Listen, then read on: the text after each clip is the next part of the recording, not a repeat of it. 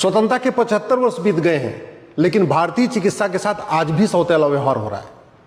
केवल कानूनी सौतेला व्यवहार नहीं करता, बल्कि नौकरशाह भी सौतेला व्यवहार करते हैं, सरकार भी सौतेला व्यवहार करती है। उसका लेटेस्ट उदाहरण है राजस्थान। राजस्थान में नौकरशाहों ने जो एलोपैथिक डॉक्टर हैं उनकी रिटायरमेंट की उम्र 2 साल बढ़ा दिया, लेकिन आयुर्वेदिक डॉक्टरों की वो रिटायरमेंट की उम्र नहीं बढ़ाया। आयुर्वेदिक डॉक्टर हाईकोर्ट गए, हाईकोर्ट ने कहा कि नहीं, रिटायरमेंट की उम्र समान होनी चाहिए। इसके बावजूद राजस्थान की सरकार ने हाईकोर्ट का आदेश लागू नहीं किया, उसको इंप्लीमेंट नहीं किया। राजस्थान की सरकार सुप्रीम कोर्ट आ गई है, क्योंकि सुप्रीम कोर्ट का जजमेंट है कि रिटायरमेंट की उम्र समान होगी एमबीबीएस डॉक्टरों की और बीएमएस डॉक्टरों की। अब राजस्थान सरकार के पास कोई ज्यादा आर्गुमेंट नहीं बचा हुआ है, इसलिए राजस्थान की सरकार सुप्रीम कोर्ट में बार बार तारीख ले रही है, बार बार तारीख ले रही है। कोशिश ये कर रही है कि जो आयुर्वेद के डॉक्टर हैं वो कैसे भी करके रिटायर हो जाए। ये हुआ सरकार के द्वारा सौतेलापन और नौकरशाहों के द्वारा सौतेलापन। तीसरा, यह है घटिया कानून। 1954 में बना था ड्रग एंड मैजिक एक्ट, 1954 में। इसके पहले अंग्रेजों ने बनाया था और हमारे कांग्रेस की सरकार ने उसी अंग्रेजों वाले कानून को उसको कॉपी पेस्ट करके आगे बढ़ा दिया। यह कानून क्या कहता है कि 54 ऐसी बीमारियां हैं जिनका इलाज योग में है, आयुर्वेद में है, नेचुरोपैथी में है। उसके बारे में आप गारंटी नहीं ले सकते, उसके बारे में आप प्रचार नहीं कर सकते, उसके बारे में आप कह नहीं सकते। अब ये कानून बनाया क्यों था अंग्रेजों ने, वो आपको बताता हूं। क्योंकि जो 54 बीमारियों का प्रचार करने से रोका गया है, उन 54 बीमारियों का इलाज उस समय एलोपैथी में था ही नहीं। तो अंग्रेजों को अपनी एलोपैथी को प्रमोट करना था, इसलिए उन्होंने कहा कि इन 54 बीमारियां जिनका इलाज चरक जी ने बताया है, महर्षि सुश्रुत ने बताया है, महर्षि शारंगधर ने बताया है, महर्षि वाग्भट ने बताया है, महर्षि माधवकर ने बताया है, इलाज है, फिर भी आप प्रचार नहीं कर सकते। तो क्या होगा, धीरे धीरे करके लोग योग, नेचुरोपैथी, आयुर्वेद से दूर हो जाएंगे और एलोपैथी की तरफ शिफ्ट हो जाएंगे। आप जरा देखिए, ये कानून ये कहता है कि आप अंधापन और रतौंधी का प्रचार नहीं कर सकते कि हम इलाज कर सकते हैं, जबकि अंधेपन और रतौंधी का इलाज योग, आयुर्वेद, नेचुरोपैथी में है। महर्षि चरक, सुश्रुत, माधवकर, सारंगधर, भावप्रकाश ने बताया है। ये कानून क्या कहता है कि आप कैंसर का, मोतियाबंद का, गूंगापन का, बहरापन का इलाज करने की गारंटी नहीं ले सकते, इसके इलाज का प्रचार नहीं कर सकते, जबकि इन बीमारियों का इलाज महर्षि चरक, सुश्रुत, महर्षि माधवकर, भावप्रकाश, सारंगधर ने बताया है और योग, नेचुरोपैथी, आयुर्वेद में इसका इलाज है। यह कानून क्या कहता है कि डायबिटीज का इलाज करने की आप गारंटी नहीं ले सकते, आप ये नहीं कह सकते हम डायबिटीज का इलाज करेंगे, जबकि डायबिटीज का इलाज केवल और केवल योग, आयुर्वेद, नेचुरोपैथी में है। बाकी और जो चिकित्सा पद्धतियां उनमें डायबिटीज का इलाज है ही नहीं है, वहां तो केवल दवा खिला के इंसुलिन को वो किया जाता है, कंट्रोल किया जाता है। ये कानून क्या कहता है, मानसिक बीमारियों का इलाज, मूत्र विकार, माहवारी का इलाज, प्रोस्टेट ग्लैंड का इलाज, इसका आप इलाज करने के बारे में प्रचार नहीं कर सकते। ये नहीं कह सकते कि हाँ हमारी फलानी वाली दवा खाओ तो आपकी माहवारी ठीक हो जाएगी, आपका मूत्र विकार ठीक हो जाएगा, आपका प्रोस्टेट ग्लैंड ठीक हो जाएगा, जबकि इन बीमारियों का इलाज चरक संहिता में भी है, सुश्रुत संहिता में भी है।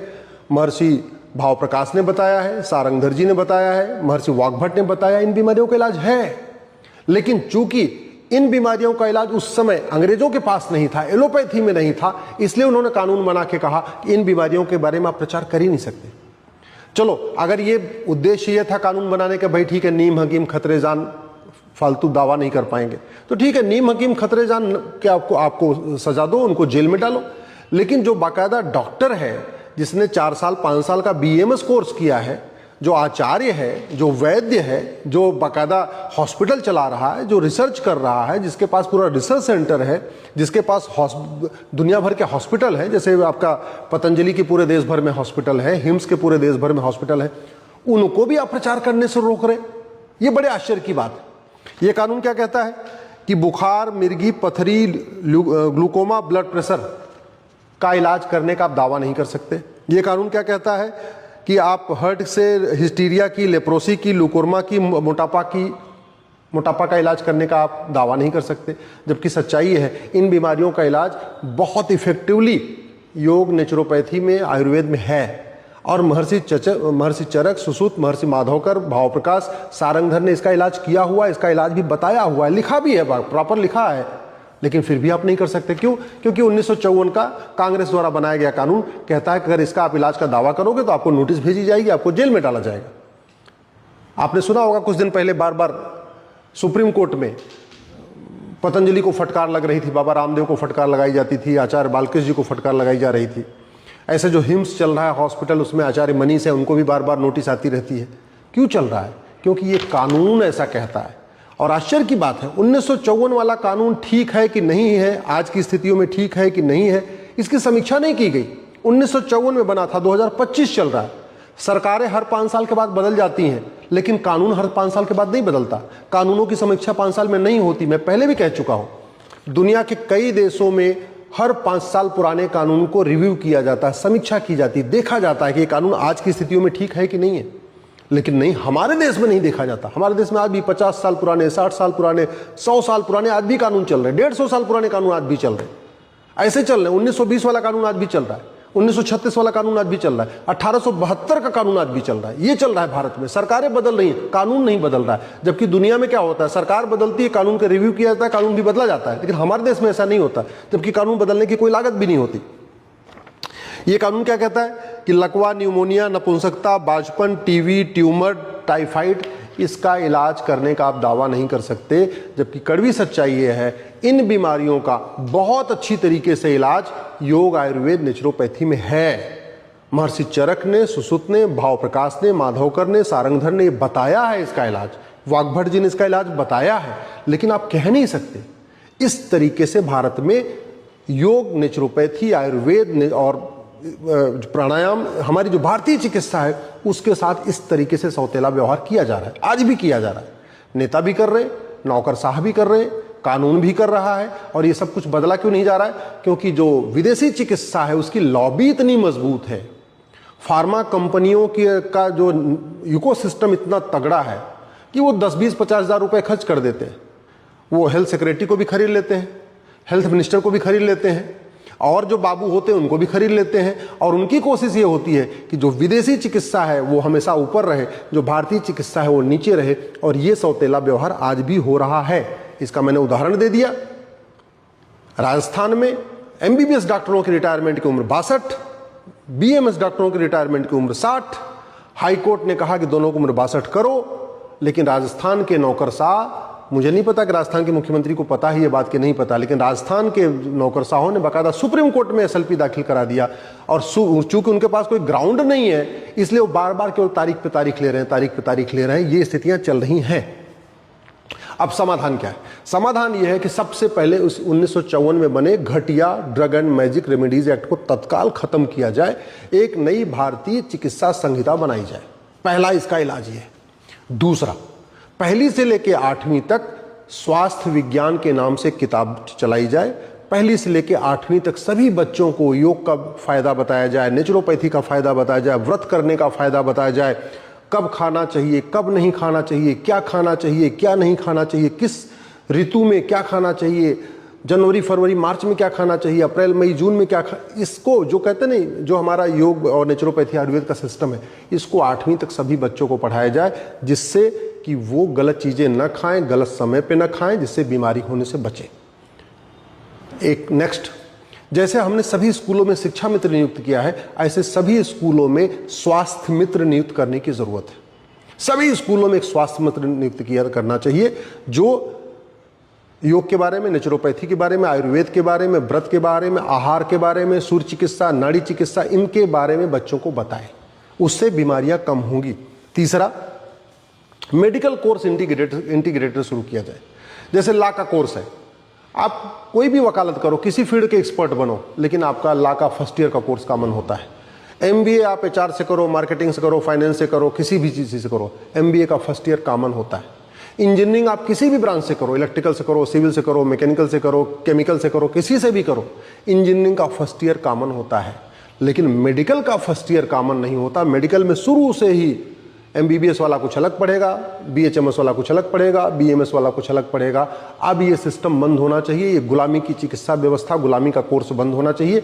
नया इंटीग्रेटेड कोर्स शुरू करना चाहिए। हाँ, जिसको स्पेशलाइजेशन करना है वो बाद में पीजी कर लेगा, 2 साल का पीजी कर लेगा। 4 साल में अगर आदमी इंजीनियरिंग कर सकता है तो 4 साल में मेडिकल भी कर सकता है।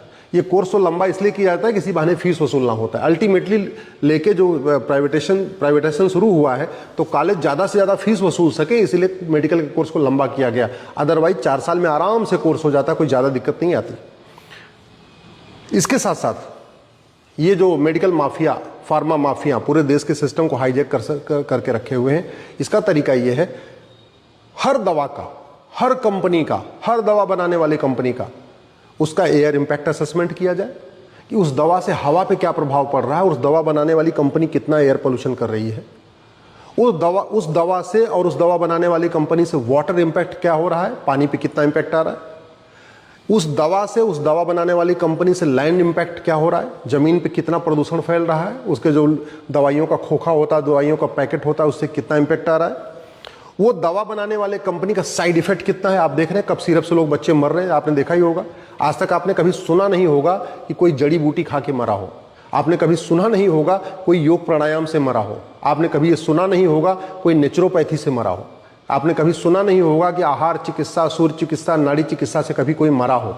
लेकिन कड़वी सच्चाई ये है, अंग्रेजी दवाइयों से, सिरप से, इंजेक्शन से, कैप्सूल से बहुत लोग मर चुके हैं और उसका लेटेस्ट एग्जाम्पल है कब सिरप पी के बच्चे मर रहे हैं। इसलिए ज़रूरत इस बात की है कि दवाइयों का और दवा बनाने वाली कंपनियों का एयर इंपैक्ट असेसमेंट हो, वाटर इंपैक्ट असेसमेंट हो, लैंड इंपैक्ट असेसमेंट हो, हेल्थ इंपैक्ट असेसमेंट हो, मेंटल इंपैक्ट असेसमेंट हो, एज इंपैक्ट असेसमेंट हो। ये करना ज़रूरी है। अब समय आ गया है, डॉक्टर का मतलब MBBS, ये जो दिमाग में रख दिया है, इसको ख़त्म करने की ज़रूरत है। दवाई का मतलब केवल एलोपैथिक दवाई, इसको ख़त्म करने की ज़रूरत है। इंटीग्रेटेड कोर्स शुरू करने की ज़रूरत है और हॉस्पिटल में भी सभी जितने संख्या MBBS डॉक्टर की होती है उतनी ही संख्या कम से कम BMS डॉक्टर की होनी चाहिए।